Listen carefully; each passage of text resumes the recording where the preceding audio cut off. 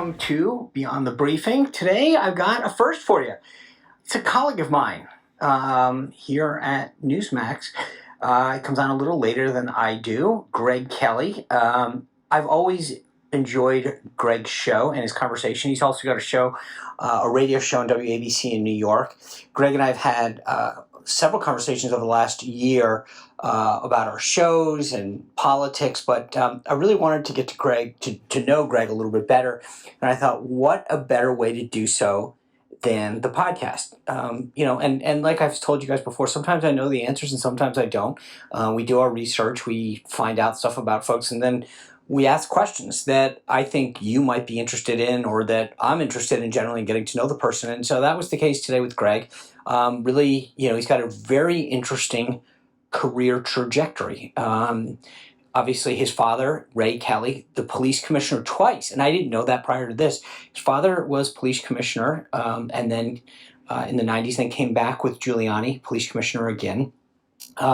Anyway, Greg goes on to join the military. He was a Marine. Then he was he's a pilot. He landed on aircraft carriers, which, having served on an aircraft carrier, I am in awe of people that can do that.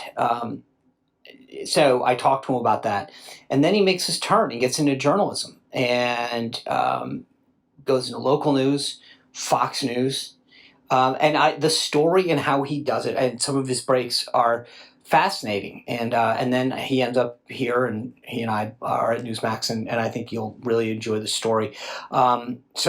Again, I really enjoy when we get to have a conversation with somebody and learn about how they got to where they are today, and the twists and the turns and the perseverance and the tenacity. And I think you'll hear a lot in Greg's story. So with that, I bring you Greg Kelly.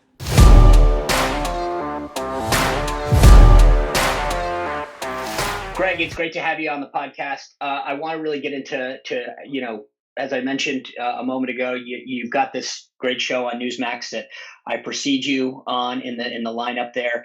A lot of people obviously also know you from your show on WABC and so many other things. But I want to get back to the beginning here. I know you grew up on Long Island.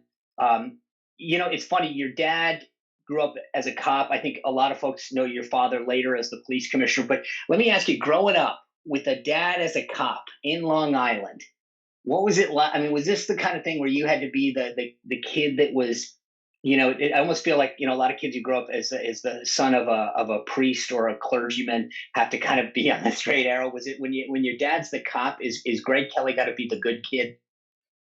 Yes, and it was self-imposed, though. It wasn't as though it was a particularly strict household, or he ruled with an iron fist or anything. I don't think I ever heard him yell, actually, throughout my entire childhood. It's he had a quiet kind of authority, and we did not want to mess with that. And one of the worst things that could happen is if my mother let it be known that my father would be hearing about some misbehavior that we engaged in, which, quite frankly, I think only happened 3 times. I mean, like, if that warning was issued, we'd frantically do whatever we could to correct the situation. We did not want him finding out about our misdeeds. But look, he was a great father. It was, but it wasn't a strict household. It really wasn't. My dad. Did you get in trouble? Did you ever get in trouble?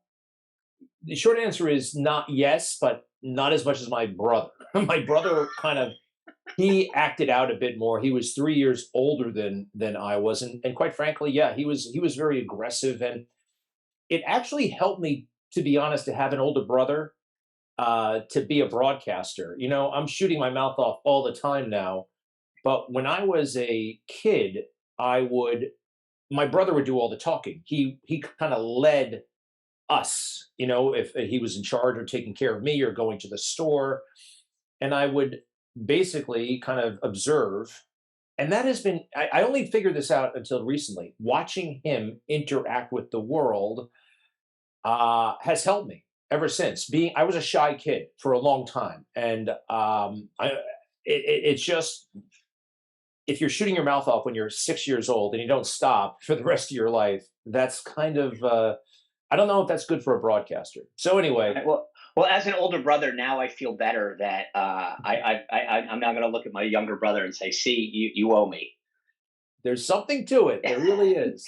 But I know what you say about your father too. I remember my father. The worst thing you can happen is he'd come in and just say, "I'm really disappointed," and I'd be like, That'd be worse than anything you could have," because it was like you let him down.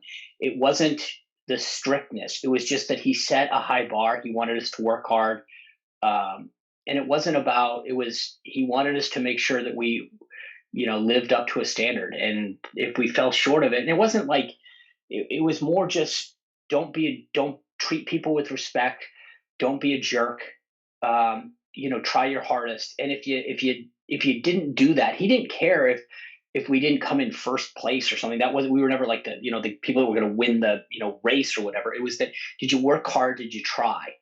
And if he knew that you were goofing off or screwed up something, he was just like, I'm disappointed. And you were like, wow, that hurt more than anything. It wasn't the disciplinary part of it.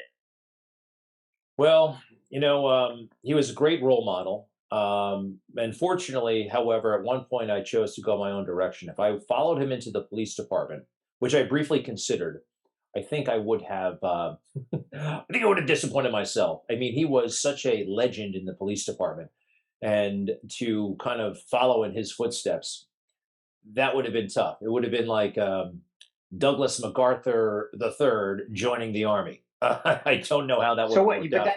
that is that why you went into the military? I went into the military. Funny, my father did not make a career out of the military. He was active duty for 3 years, 4 years maybe, and then he went to Vietnam, and he was a reservist. Um, but primarily, he told me early in my military career, actually when I was getting out. See, I left active duty after 9 years, and I wanted to be a reservist. And he told me that you can only really be a success in one. You have to choose one. It's great that you're doing the reserves, but you can't let your primary job suffer. And he had seen that in his life.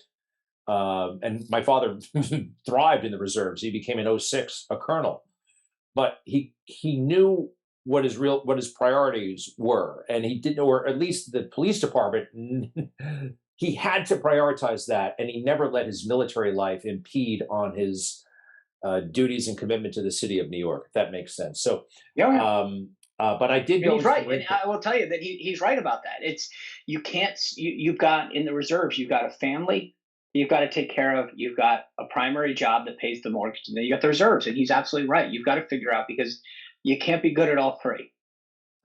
So that's I'm glad he told me that, and I think I would have figured it out anyway. But it was an eye opener, and I see others possibly going overboard with their reserve duty compared to their professional life, their main income. But my father said, I asked him once, why did you join the Marine Corps? And he said, to be with the best. And that just stayed with me. It seemed like a very worthy goal. And then when I was in high school, I found out I could go to officer candidate school next year. I mean, right after my freshman year of college, I was eligible to go to officer candidate school, which seemed like a very adult thing to do. Because I remember my father went to OCS. I could do that. I mean, wow, I'm really on the verge of adulthood. So, and it was a life of adventure, and that was a real primary mover for me. I really sought adventure. That was my driver. New and interesting experiences. I wouldn't say that's my driver anymore, but it was for a good chunk of my life, and that's what brought me to the So, Marines. That so you get in the Marines, so, and then that's one thing. But then you go fly planes, and you don't just fly planes. You fly planes that land on carriers. I mean, that's a very niche and tough. I mean, that's not just niche. It's not like, hey, I want to be a mechanic that does these things. I mean, like, it's like being a neurosurgeon of aviators. Like, what's the driver to go into aviation and then land on carriers? once you're in the military, the Marine Corps, you figure out, okay, this is a competitive environment, and you want to compete, you want to succeed. I actually took a test when I was in college that made me eligible for flight school. If everything went well, I would go to flight school. I didn't enroll in the Marine Corps to go to flight school. I thought you had to be really good in math. I thought you had to be an engineer and all these things. And the Marine Corps famously says, we don't want people who can design or build planes. We want people who can fly them well. And so you don't have to be scientifically oriented. So I took a test that made me eligible. And after going through officer candidate school, the basic school, all that stuff, infantry training, there I was in flight school. And you all learn how to fly a T-34, a typical, just a turboprop airplane. And based on how you do that, you get jets, props, or helos. And that's where it gets very competitive. In fact, I was dating a woman who was in the Navy, and she was in the same program that I was in. Navy and Marine aviators were training together at the time. And I just became so committed to flying jets because in your very first jet ride, you fly faster and higher than you ever will as a helicopter pilot. And the idea that she would fly higher or faster than me kind of drove me crazy. I had to I had to get jets. Oh, and you may remember Officer Candidates. I mean, what's the name of that movie? Top Gun. Officer and a Gentleman. Oh, oh yeah, yeah. And Deborah Winger is like kind of saying fake goodbye to Richard Gere, and the last thing she says to him is, "And don't forget, get jets." Like get jets, and like jets were coveted. Even the even Hollywood knew that it was competitive. And so look, a lot of weird things drove me, but I was very competitive. But I just think, I mean, look, having been served on a carrier, landing, it's one thing to fly a jet, and then to land on a carrier is sort of like the elite of the elite. I can't imagine. I've taken off and landed. As you know, it's called cotting on, cotting off, carrier on delivery. To land on one of those over and over and over again. And I know you've done well over 100. I mean, it's just that to me is just got to be one of the scariest things ever, both taking off and landing. Although the landing part's probably a little scarier. Psychologically, before I did it, it was daunting, just as you described it. My gosh, like how does this happen? And I remember they were describing to me. So you take off from the ship, and then you do a mission, and then the ship is somewhere else. You got to find the ship, and all these things. And it's moving, and it's and moving, it's and it's listing. and it sounded extremely difficult. In fact, I saw this in early flight school. I mean, even before I started flying, I think it was in ground school, and it was a film, some instructional film, and there was an aviator in there who said, "I chose the Navy because it was more challenging. The Air Force, you have a 15,000-foot runway that never moves, but in the Navy, you got this boat and it's moving up and down." And you take off from it, you fly, and then you got to come back and find it sounded so incredibly difficult. And it sounded like it really kind of traumatized me. My God, what have I signed up for? Is this even feasible? And however, the training is excellent. You do it thousands of times on the land before you go to the ship. You get state of the art training. And by the time I actually went to the ship for the first time, I actually was pretty confident that would excel. I was very confident that I could do it. I was pretty good. I wasn't a natural aviator, quite frankly. I had a difficulty flying in formation close to another airplane. That took a long time for me to get used to. It's very unnatural, but I could always land an aircraft well, whatever aircraft it was. And so I was confident by the time I got to the ship. However, there is that one time I remember rolling in behind the ship, and it was like it just seemed too small to fly off of. It wasn't, I wanted it to be like an airport. And I'm like, I don't know. I almost can't take this thing seriously. I mean, it's just not big enough for me to treat as an airport. I remember having that thought, but I got over that. And the training is terrific. And there's one thing that people don't realize, maybe, when you hit the aircraft carrier, the first thing that you do, no matter what, is go to full power. Yep. Full power. And why do you go full power? In case you miss all the wires, or a wire breaks, or your hook falls off, or whatever, you will go flying again. And I was also amazed that if you go full power and you successfully catch a wire, you will still stop. So this is an ingenious system that works. And anyway, I was pretty good at it, quite frankly. Not everything I was good at in the military, but I was pretty good at that. And I carrier qualified, and I had to do it twice. I had to do it in a T2 and in an A4 with a tail hook, and then later in the Harriers, the vertical landings. But After that first landing on the aircraft carrier, my very first one, I'm like, wow, I'm gonna make it. I'm gonna be a naval aviator. Because quite frankly, I wasn't a shoo-in. Guys dropped out all the time for all kinds Oh, of I'm reasons. sure. But when I got that first trap, I'm like, wow, I'm really gonna be a naval pilot. So to fast forward, you mentioned you get out of the get out at 9 years, and then you get into media, which is really interesting. And I know, at least from what I gather, you kind of affiliate with a local TV station. What led to that transition, and then what gets you from local to national? So I'm on an aircraft carrier in 1998. Maybe you've heard of the Tiger Cruise. Yep. And I have my brother come on the ship with me in Hawaii. The Tiger Cruise is it's kind of amazing. You go out to sea for 6 months, and the last 2 weeks of the journey of the voyage, you can have family and friends on board, and they're with you, and they're living with you. The ship is at sea, and you've got your mom right there. Now, I didn't take my mom. I did not think that she wanted to be on the ship, and it was not appropriate really for a mother. But some mothers did come. So my brother came, and we are brainstorming because it was right around the time I had to tell the Marine Corps, do I want to stay in or do I want to get out? Do I want to augment to the regular, or do I want to? It's kind of a complicated paperwork situation, but I had a window where I had to tell them, do I intend to stay in longer than my initial commitment? And we're throwing around ideas. I'm thinking, FBI, I'm thinking business school, I'm thinking law school. I thought journalism for a moment, but I'm already 29 years old. Everybody started when they're 22. That ship has sailed. And my brother is the one who came back and said, I could really see you doing that. That would be a very good fit for you. And I'm like, you're right. That could work. I just got excited about it. None of the other ideas, I met with Louis Free actually at the FBI. My father wasn't that enthusiastic about me being a reporter because he knows these people. And he wanted me to meet with some people and really talk about it first and see what my options were. One of the people I talked to was Dan Rather of CBS News at the time, and let's see, and Louis Free of the FBI. And it was actually in the meeting with Free that I realized, you know what, I really do want to go into the media. The FBI was kind of like the Marine Corps, a civilianized version of the Marine Corps. It was governmental, it was regimented, it was all these things that I, quite frankly, had had enough of. So Right. I interned at a small station in Yuma, Arizona, while I was still on active duty.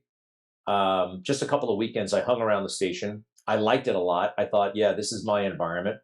I made a tape of me doing the news, and I came up with a resume and I sent it out to first 10 stations, then 20 stations, and 30 stations. I knew somebody somewhere would hire me. I knew it, and finally somebody did. News Channel 34 in Binghamton, the 162nd market in the country, something like that. But Randomly happened to be New York. it happened to be New York, and only 2.5 hours from New York City. I had applied. I interviewed in Alabama and Wisconsin, but this is the place that hired me, and I'm so grateful. Proximity to New York, they made me the morning anchor, and I did one story a night for the evening show. And it's interesting, people are like, well, how do they make you the morning anchor? Well, it's a small station. You can do it, there's opportunity. My co anchor was a college junior, no kidding. So it was, there was opportunity there. And once I learned how to do it, like my goal was to get to a place called New York One, which is a political station here in New York City. Because I thought if I could get there, I could go anywhere. And there were people who would go from New York One to CNN to Yeah. major networks. It was possible. That's the avenue that I saw as viable. And I went on from there. But when you went on, so you go on, and I know at some point you start actually being the embed that gets really amazing and exclusive stuff out of Iraq. So I was in Binghamton for 6 months. No, eight, not long, 8 months, about 8 months. And I had a contact at New York One who said, there's an opening. Send us all your political stuff right away. And I did. And it was a very stressful 2 weeks because I didn't know if I'd get that job, but I got that job. I was very, very grateful. As I said, That was probably the biggest break in my career in a way. Year and a half as a political reporter, and then the war starts brewing, and I felt I had done everything I could. Oh, I know what happened. My father becomes police commissioner in New York City, and I am a political reporter in New York City. It became awkward for me to cover the news. It's like the son of the Secretary of Defense covering the Pentagon. Right. It just, so I thought that there was, I could leave and move on to a bigger network. I felt like I was ready. And with the war coming, I sent resumes to all the big networks saying, you could use somebody like me. Roger Ailes got a hold of my tape, which quite frankly was network quality. I was proud of it. I really thought I was ready. Probably wasn't as prepared as I thought I was, but I was reasonably prepared. And he was like, "Would you mind going to Iraq?" And I'm like, Now, "Of are you course." just when you say Roger Ailes? I mean, here's what I think people are intrigued. And I know that's a time, that's it's a few years ago, but like, are you literally at this point in time just sending tapes saying, "I hope Roger Ailes see this," or is it like, "I have a friend who can get a friend to get this to Roger Ailes," or are you literally just putting it in an envelope saying, "Roger Ailes, Fox News, New York, New York"? There was, well, for Roger Ailes, I did know somebody who knew him. Okay, Um, but you work every angle you can come up with. Now, for instance, I sent a tape to CNN with no contact, and I got a call from Eason Jordan. Eason Jordan at the time was running CNN. It's all about the cover letter. I really do think that, and it's all about sending it to, finding out a little bit about the organization. How do you get the chief executive to see it? Now, this is 20 years ago, and systems have been created to probably protect CEOs from that kind of thing. But the quality of my work, quite frankly, and my resume, I did not. It did not matter how that tape, how that resume got in front of the principal.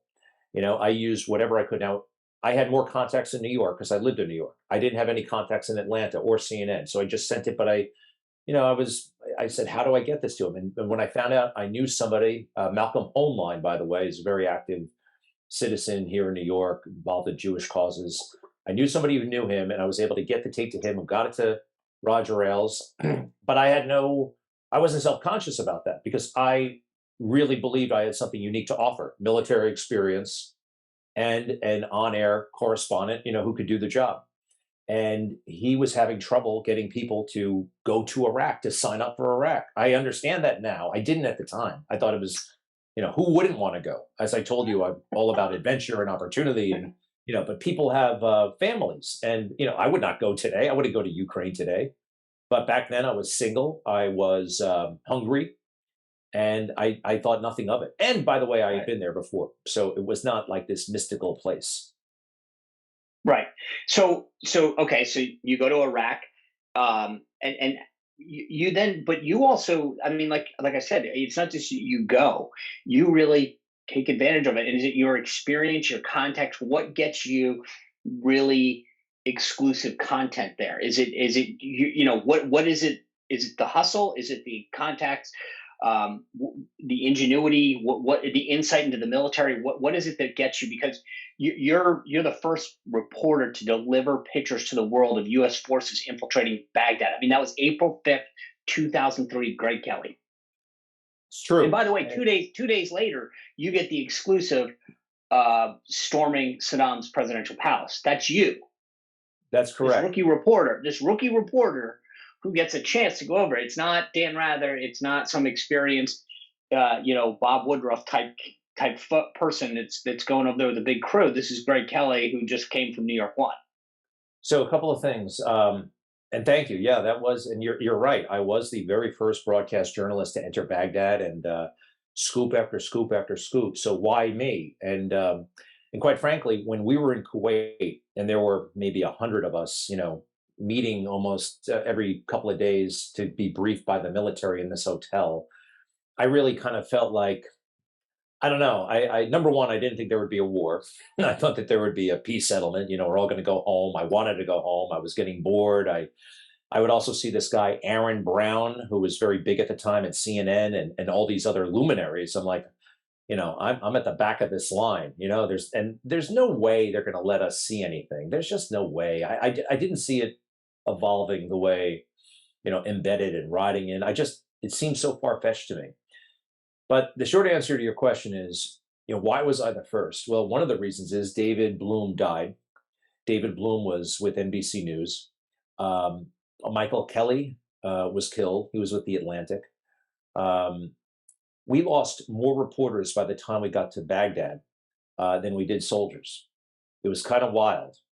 Now, the tolerance for casual, I tell you what, after David Bloom died, it was really shocking. Now, granted, he was not shot. He had an embolism, but he was cooped up in a vehicle. He would not have died had he not been in Iraq. But people just shrugged their shoulders, and I was like, wait a second, we're not calling off the war? I mean, David Bloom just died. And I obviously I wasn't being serious, but it did make me realize if I die, it's no big deal. This war is ongoing. But it was the right place, right time, a fair amount of luck, um, and tragedy in that other reporters did die, and which gave me this exclusive footage. And also, I will say this: some reporters opted to not go all the way into Baghdad. One day I went into this town. It was a few days before Baghdad. Very heavy fighting. I was actually slightly injured. My camera was destroyed. I was with a cameraman, Mal James, very capable cameraman from Australia. His camera was broken. And one of the soldiers said, well, why don't you take this one? And he had a very sophisticated camcorder. And we're like, great, we're off and running. And we're getting fantastic footage. And later in the day, the soldier said, hey, can I have that camera back? I said, well, we need it for a little bit longer. He said, well, I got to get it back to Ted Koppel. and Ted Koppel was really mad that we didn't know it was Ted Koppel's camera. Well, we'll make sure Ted gets this eventually, and we continue to use it because so he had delegated. He gave it to a soldier. Get whatever you can. I don't know where Ted Koppel was, and by the way, just being in Iraq, you're within harm's way. But he wasn't with us on that mission. Well, sorry, Ted. Look, I want to fast forward a little because time is short here. Obviously, you make your way, from Fox onward, and then end up now with a whole bunch of us here at Newsmax. I want to talk about the show a little bit. I think one of the things that I find fascinating is there's a lot of people who really enjoy the Greg Kelly monologue. How much of the show, when you start off, how much of that is scripted? How much of that is just you kind of getting there and going? How do you put that together? I'm always kind of thinking about the show. I'm always, observing and kind of just looking and thinking all the time. I may jot a couple of notes down to myself. Um, it's not scripted, but it is planned. All right. So what I do is I don't feel comfortable just sitting on camera, talking for 20 minutes. Just look at me and talk. I can't do that. I don't want to do that. I want to create television that's compelling. I want to back up my arguments with interesting sound bites and graphs and visuals. Television, there's a lot that goes into television. Some people think it's just, it's as long as I'm on camera, it must be great TV. Part of it is I'm kind of self-conscious. Sometimes I gain weight. I feel fat. I don't want to just be sitting there on camera talking. I need to back it up. I need to back up my arguments. I need to show people things. I need to look at this. I mean, a person on camera should come on as an exclamation point, in my opinion. This is an art, not a science. A million different ways to do this, but I don't write a monologue, but I do plan it. I say, okay, at this point, I want such and such a graphic. I'll call for it. I want this soundbite. You'll know when I want it. After that, I need this video coverage. And I put it on a big whiteboard with little kind of magnets that mean certain things. It's a unique system, I'll grant you. I don't use a computer. I use a phone all day long to just read or whatever. But I put it all on a big whiteboard, and it's interesting. It's almost like the Karate Kid when he was painting the fence. I've been messing with whiteboards for a very long time for different reasons, and now I see for television, it just works. All the things I was using it for, arranging my day, even like it works for television, and but not scripted, but it is planned. All right. Well, speaking of scripted and planned, Tell me about Twitter. What I think people are captivated by Greg Kelly's tweets. And I worked with a guy, as you may know, who people were captivated by his tweets. What is behind? Is this just stream of conscience? Are they planned? Do you sit back and say this will get people going? Is this like, are people in your ear saying, Greg, you should tweet about this? What? Give me the scoop on the tweets. So it's all me having fun. It's all me kind of a little bit. Is it fun or provocative? Fun or provocative? Well, provocative is fun, and Sometimes. sometimes, and it's stirring the pot. It's also very, very emotional. I was fascinated, and some of it, watching Trump in a lot of different ways. Everybody I knew in New York was horrified by Trump. Everybody. I was not, and I actually was intrigued by him. And like, look at what he's doing, especially in 2015. Watch what's happening. What can we learn from this? So a little bit of it is Trump inspired. And I know that because I was fascinated by Trump's spelling mistakes. I mean, how can he not, what's going on here? How can he misspell a word? What? This doesn't even make grammatical sense. And I'm like, I was just mystified. And quite frankly, I did not approve of it. But his Twitter was so effective because it was so authentic and it was so real. So Right. later, when I really get into Twitter, I guess I'm using it in the same way because it wasn't, I didn't sit there for 3 hours crafting it. You know what I mean? These were emotional takes that I was feeling at the time, right? Whether if they were political, they were definitely emotional. That's what I felt at the time. And you know what? When you're texting your friend, you don't worry about typos. Right. People, in an email, you're not worried. You just send. Um, But I do every once in a while though I do that text and I go, oh crap. The difference is with a tweet you can delete it. With a text now I know that the next iOS on the iPhone you can start to edit, but I have deleted a few tweets where I've gone, oh brother, that probably didn't go over too well. I get the same emotion with the text, but have you ever said, oh that probably that tweet should get deleted? rarely, and I have deleted. Sometimes I'll delete. This was a fascinating moment, and I did not understand it at the time.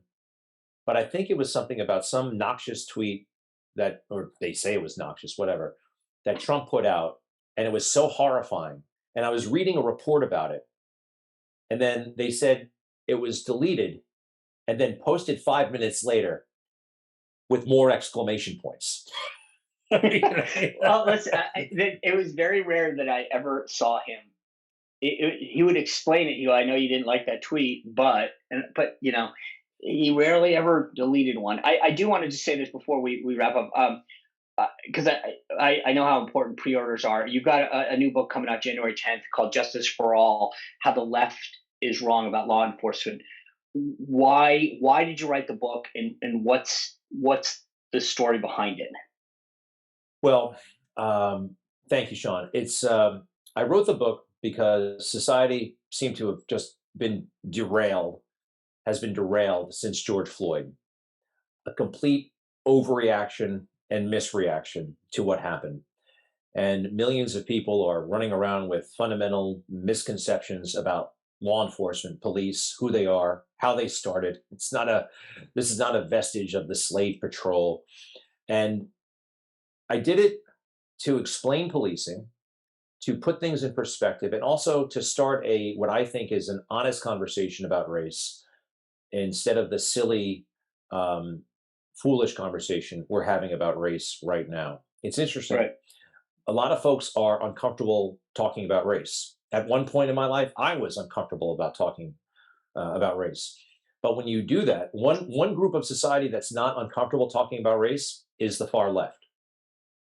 Particularly people who happen to be white on the far left. They talk about race all the time. If you see that conversation to them and say, well, that's racial, I don't want to talk about that, that's touchy. Well, you have to be fluent in these matters. And if you decide to start talking about race all of a sudden because you're backed into a corner or they've done something so egregious, you might just sound like a bit of a caveman, because we're not used to talking about these subjects because they're uncomfortable. Um, so I wanted to start laying things out in a serious, thoughtful way, raising issues that, quite frankly, people like Barack Obama, back when he was trying to charm people in 2008, he was talking about. There are responsible people. And for a time, I did admire him. For a time, I thought, wow, this is a man who can really bring about change. He can move the needle on race relations, on problems within certain components of the Black community. And he chose to not do any of that. He chose instead to double down on racial grievance. And now, incredibly, it falls to people like me to initiate Yeah. what I think is a healthy, necessary conversation about race and law enforcement that's not happening. So I hope the book contributes to. I hope it moves the needle. I really do. Well, look, I And mean, I know with your background, you definitely got a level of experience that a lot of people don't have in terms of understanding the needs and experiences of law enforcement firsthand. So I think it's going to be a great part of that conversation. And so I look forward to seeing it, reading it. And as I said, it comes out January 10th. It's called Justice for All: How the Left is Wrong About Law Enforcement. You go on Amazon right now and pre-order Greg's book if you're interested. So I'm excited about it because I think you're right. I mean, part of the thing is that I think people are too afraid in a lot of cases to have these conversations. And so it's good that you're engaging in that because right now, either people are extreme on it or they just don't want to have it. So it's good that you're doing that. Greg, I appreciate your time. I know how busy you are with the radio show and obviously, Newsmax every night. We end every podcast with a quick lightning round. You ready to go? please, All right. When you travel, do you arrive early or just in time? just in time. How low can you let your cell phone battery go? Good question. 2 years ago, I purchased a battery pack. I never run out of juice ever. It's But how all day low can long. you let it go? How low can I let it go? Well, it doesn't even go very low. It doesn't go below 20%. Now, that used to be a thing every single day. I would let it go. I would let it drain. I still have some. I still have some juice here, and I'd have to plug it in, always in search of a charger. But this battery pack, which I understand they don't make anymore, which you not won't be able to get for the iPhone 10. So that's not an issue for me. I mean, it's basically charging all day long. When the phone I runs out, it's amazing.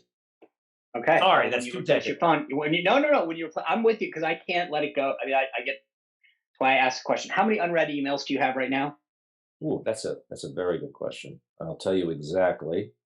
I have 6,024. Not bad. Not bad. I'm at 48,786. So if I owe you one, my apologies. How clean do you keep your house? Personally, I'm well supervised, so the house is clean. least least favorite chore. Least favorite chore. What an interesting question, Sean. I would have to say my least favorite chore is cleaning. No, I love cleaning the office. Let me come back to that one. I'm gonna. All right. Coolest celebrity you've ever met. Honestly, I've met a lot of very, very famous people, but the one that I was really, really excited to meet was Johnny Brennan, who was the original Jerky Boy in the Jerky Boys phone calls. You Did know, not see that one coming. yeah, All right. yeah, definitely. All right. If you, I listen. I used to love those calls. If you could have a drink with anyone, it doesn't matter what kind of drink, dead or alive, who would it be? Richard Nixon, Biggest pet peeve. lying, Something you won't go cheap on.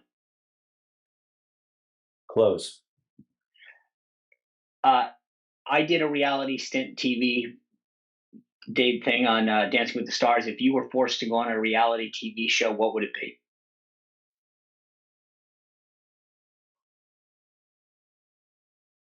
Not The Bachelor.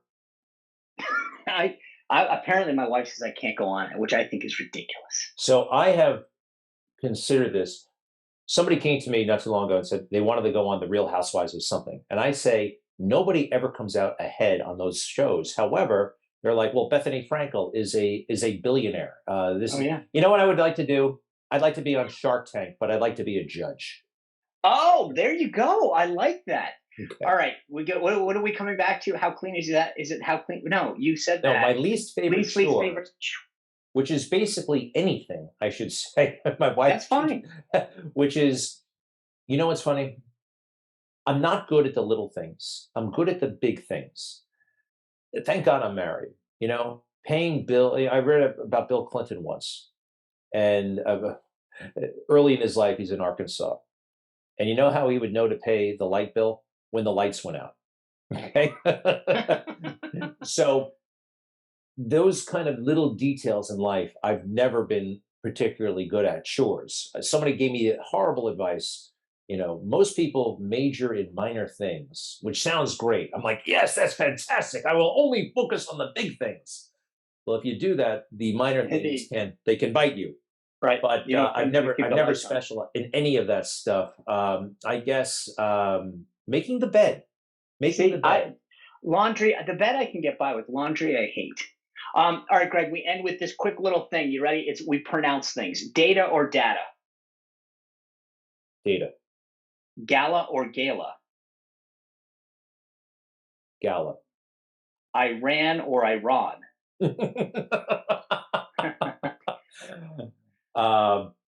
Iran, which I know is not sophisticated. Does it? No. Iran. Two more. Caramel or caramel. Oh my gosh. Caramel. Who the hell says caramel? I don't listen. Aunt or aunt? Aunt. Okay. Greg Kelly, the host of Greg Kelly Reports every night at 10 on Newsmax, and the author of a brand new book, Justice for All: How the Left is Wrong About Law Enforcement, coming out this January, available for pre-order on Amazon now. Thank you for being with us. It's been a great conversation. I look forward to seeing you tonight on Newsmax. Vice versa. Right back at you, Sean. Thank you so much. Thanks, brother. Great stuff. Appreciate Thank you. You bet. Bye-bye.